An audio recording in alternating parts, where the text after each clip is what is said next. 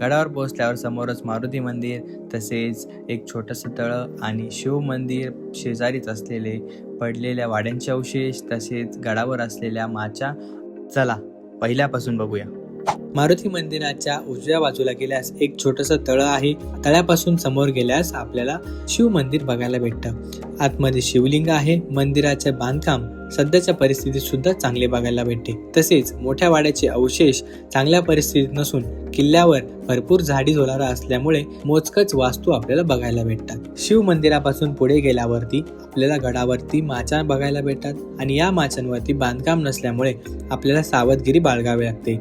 उत्तरेकडील या माचीवरती कोकणातील विस्तृत प्रदेश आपल्याला निहाळता येतो. तसेच नागेश्वर सुळकाही इथे आपल्याला दर्शन होते. तुळशी वृंदावन नावाचा दुसरा सुळकाही आपल्याला इथे बघायला भेटतो.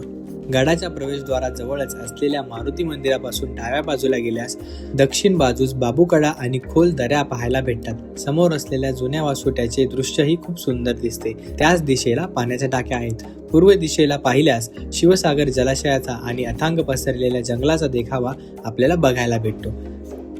त्यानंतर वनभोजनाचा आस्वाद घेऊन आपण गड उतरण्यासाठी सुरुवात करतो. 1 तासात गड बघून होतो. गड बघून आपल्याला लवकर निघावं लागतं, कारण सायंकाळ होण्याआधी आपल्याला जंगल पार करून बोटीने बामनोली गावात पोहोचावं लागतं. अशा प्रकारे पायथ्याशी पोहोचून थोडा आराम करून आपण वासोट्याला निरोप देतो आणि एक सुंदर सूर्यास्त बघून आपण वासोट्याचा निरोप घेतो. चला तर मग भेटूया पुन्हा अनोळखी वाटा ओळखीच्या घराला. लाईक, शेअर, सबस्क्राईब नक्की करा. धन्यवाद.